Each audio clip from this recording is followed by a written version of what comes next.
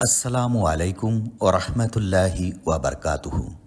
প্রিয় দর্শক, এই মুহূর্তে যে যেখান থেকে এই অনুষ্ঠানটি দেখছেন, আপনাদের সবাইকে সাদর আমন্ত্রণ জানাচ্ছি পবিত্র মাহে রমজান উপলক্ষে মিশরের ইসলামিক স্থাপত্য ও ঐতিহাসিক স্থানসমূহের উপর নির্মিত ডিবিসি এর বিশেষ ইসলামিক আয়োজন স্যাভলন হ্যান্ডওয়াশ নিবেদিত আরবের পথে প্রান্তরে, powered by Shinex floor cleaner. দর্শক, আজকের পর্বে আপনাদেরকে নিয়ে এসেছি চার মাযহাবের অন্যতম মাযহাব ইমাম শাফি মাযহাবের প্রাণ পুরুষ প্রতিষ্ঠাতা ইমাম শাফি রহিমাহুল্লাহের মাকবারায়। আজকের পর্বে আপনাদেরকে আরও দেখাবো ইমাম শাফি রহিমাহুল্লাহের মসজিদ এবং তার মাকবারার ভিতরে রাসূল করিম সাল্লাল্লাহু আলাইহি সাল্লামের একটি পায়ের ছাপ রয়েছে। এই পায়ের ছাপটিও আপনাদেরকে দেখাবো এবং ইমাম শাফি রহিমাহুল্লাহের জীবন বৃত্তান্ত আপনাদেরকে ইনশাআল্লাহ জানাবো। শেষ পর্যন্ত আমাদের সাথেই থাকুন। সুপ্রিয় দর্শক ও শ্রোতা, আজকের পর্বে আপনাদেরকে আমরা নিয়ে এসেছি ইসলামের মহান চারটি মাযহাবের অন্যতম একটি শাফি মাযহাবের প্রতিষ্ঠাতা প্রাণপুরুষ বিখ্যাত মুহাদ্দিস ইমামুল মুজাদ্দিস আলিমুল আসার নাসিরুল হাদিস ফকিহুল মিল্লাত ইমাম মোহাম্মদ ইবনে ইদ্রিস আশ-শাফি রহিমাহুল্লাহর মাকবারাতে। মিশরের রাজধানী কায়রোর প্রাণকেন্দ্রে অবস্থিত তার মাকবারাটি। এখানে রয়েছে মসজিদ ও কুব্বাতু ইমাম শাফি রহিমাহুল্লাহ। এত বৃহৎ গম্বুজ মিশরের অন্য কোনো মাকবারাতে আমাদের চোখে পড়েনি। বৃহৎ এই কুব্বা বা গম্বুজের নিচেই শায়িত রয়েছেন ইমাম শাফি রহিমাহুল্লাহ। সুদীর্ঘদিন সংস্কারের পরে গত রমজানুল মুবারকে এটি জিয়ারতকারীদের জন্য উন্মুক্ত করে দেওয়া হয়। এখানে আসলে চোখে পড়বে শত শত বছরের ইসলামী সালতানাতের হৃদয় কাড়া চোখ ধাঁধানো বিভিন্ন কারুকার্য শিল্প। মাকবারার পাশেই কাঁচ দিয়ে মোড়ানো একটি পাথরের উপরে রয়েছে নবীউকি তাজেদার মুহাম্মদ সাল্লাল্লাহু আলাইহি ওয়াসাল্লামের কদম মুবারক। তিনি যখন হেজাজে ভ্রমণে ছিলেন, হাদিয়া স্বরূপ তাকে এটি প্রদান করা হয়েছিল। প্রিয় দর্শক ও শ্রোতা, আপনাদেরকে নিয়ে এসেছি আমরা ইমাম শাফি রহিমাহুল্লাহের মাকবারায়। মাকবারার এক পাশে অবস্থিত দেখুন, এটা হচ্ছে যে রাসূল করিম সাল্লাল্লাহু আলাইহি ওয়াসাল্লামের পায়ের ছাপ। এটি একটা পাথরের মধ্যে দেখুন এই একটা পায়ের ছাপ রয়েছে। আপনারা উপরে যে গম্বুজ দেখতে পাচ্ছেন, সুলতান সালাউদ্দিন আইয়ুবের হাতে করা এটি। এই মাকবারাটি বিভিন্ন সালতানাতের সময় বিভিন্ন সুলতানগণ এর সংস্কার সাধন করেছেন। ফাতেমি ও ওসমানীয় সালতানাতের সময় এর ব্যাপক সংস্কার সাধিত হয়েছে। সব থেকে বেশি পরিবর্তন সাধিত হয়েছে মালিক কামেলের সময়।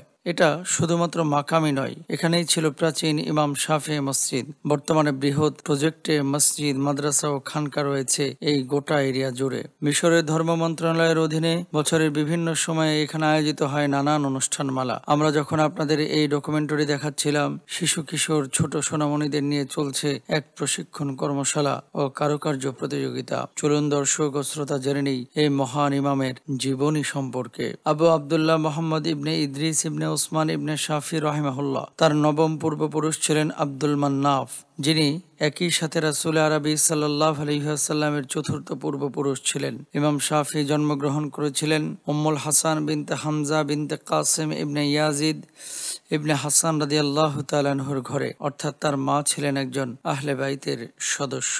ইমাম শাফি রহিমাহুল্লাহ যাকে বলা হয় আহলে সুন্নাহ ওয়াল জামাতের চারটি স্তম্ভের একটি, ইলমু উসুলুল ফিকহের জনক, একই সাথে যিনি ইলমে তাফসির ও ইলমে ফিকহের ইমাম। 150 হিজরি সনে এই মহান ইমাম বর্তমান ফিলিস্তিনের আসকালনা প্রদেশের গাজা নামক স্থানে জন্মগ্রহণ করেন। মাত্র 2 বছর বয়সে তিনি পিতাকে হারান, অতঃপর তার মায়ের সাথে মক্কাতুল মুকাররমাতে হিজরত করেন এবং সেখানেই তার শৈশব ও কৈশোর কাটে। শিক্ষা জীবনের শুরু হয়েছিল মায়ের কাছেই। তিনি মাত্র 10 বছর বয়সে পবিত্র কালামুল্লাহ শরীফ হিফজ করেন, সেই সাথে অসংখ্য হাদিস ও কিতাবের মতন মুখস্থ করেন। অতঃপর তিনি মক্কাতুল মুকাররমায় সেকালের বিখ্যাত পণ্ডিত সুফিয়ান ইবনে ওয়াইনার নিকট হাদিস ও ফিকহ শাস্ত্র অধ্যয়ন করেন। একই সময়ে মদিনাতে অবস্থান করছিলেন যুগ শ্রেষ্ঠ একজন মুহাদ্দিস ও ফকিহুল উম্মাহ ইমাম মালিক রাহিমাহুল্লাহ। অতঃপর তিনি মদিনাতুল মুনাওয়ারায় গিয়ে ইমাম মালিক রহমতুল্লাহি আলাইহির নিকট ইলমুল ফিকহ ও মুওয়াত্তা ইমাম মালিক শিক্ষা লাভ করেন। তার শিক্ষা সফরের মাঝে 30 বছর বয়সে তিনি ইয়ামানে পদার্পণ করেন।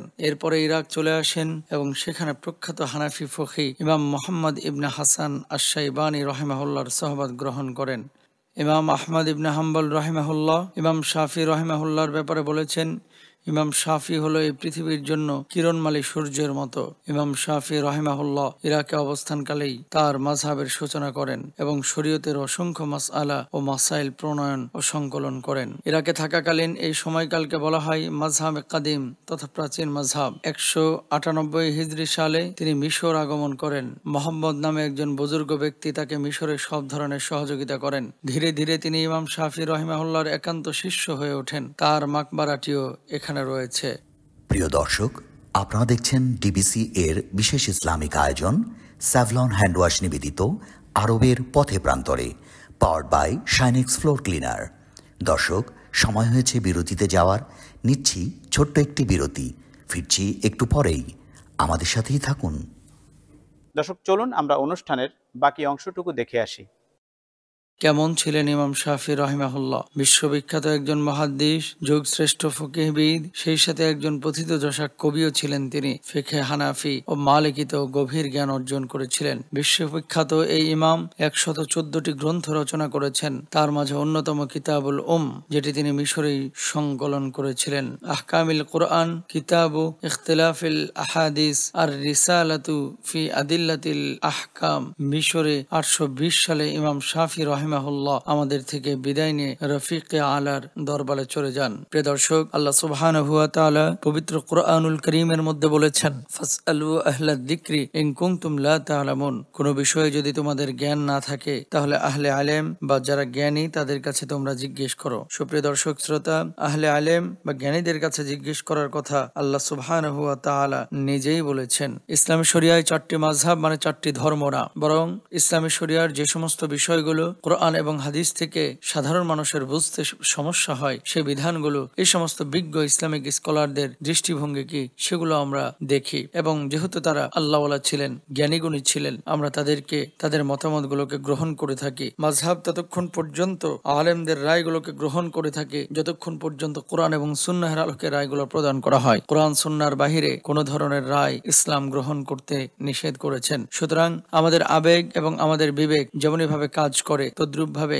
ধর্মীয় জ্ঞান আমাদের প্রত্যেকেরই থাকা উচিত। 4 মাযহাবের মধ্যে বাংলাদেশে আমাদের অনেক ভাইরা আছে, বোনেরা আছে যারা হানাফি মাযহাব ফলো করেন। মাযহাব ফলো করার অর্থ এই না যে হানাফি মাযহাব মানে অন্য কোনো ধর্ম বা শাফিঈ মাযহাব মানে অন্য কোনো ধর্ম, বরং ধর্মীয় বিষয়গুলোকে সুস্পষ্টভাবে কোরআন এবং সুন্নাহের আলোকে তারা যে বিষয়গুলোকে পেশ করেছেন আমরা সেই জিনিসগুলোকে মানি এবং সেগুলোর উপর আমল করার চেষ্টা করি। আল্লাহ সুবহানাহু ওয়া তাআলা আমাদের সবাইকে বুঝে বুঝে আমল করার তৌফিক দান করুন। ইমাম শাফি রাহিমাহুল্লাহ, ইমাম আহমদ ইবনে হাম্বল, ইমাম আজম আবু হানিফা রাহিমাহুল্লাহ, আমরা এই মাযহাবগুলোকে এবং মাযহাবের ইমামদেরকে সম্মান করব, ভালোবাসবো এবং তাদের পেশকৃত মতামতগুলোকে আমরা আমাদের দৈনন্দিন জীবনে কার্যক্ষেত্রে বাস্তবায়িত করার চেষ্টা করব ইনশাআল্লাহ।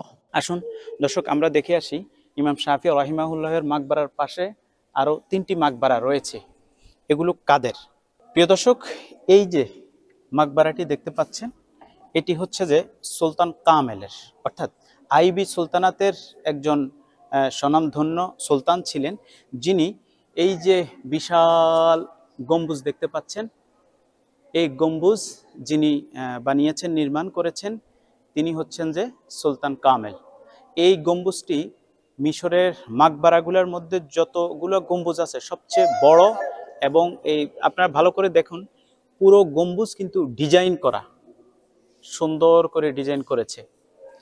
তার পাশেই দেখুন এই যে আরেকটি মাকবারা, এটি হচ্ছে যে সুলতান কামেলের জননী মাতার মাকবারা।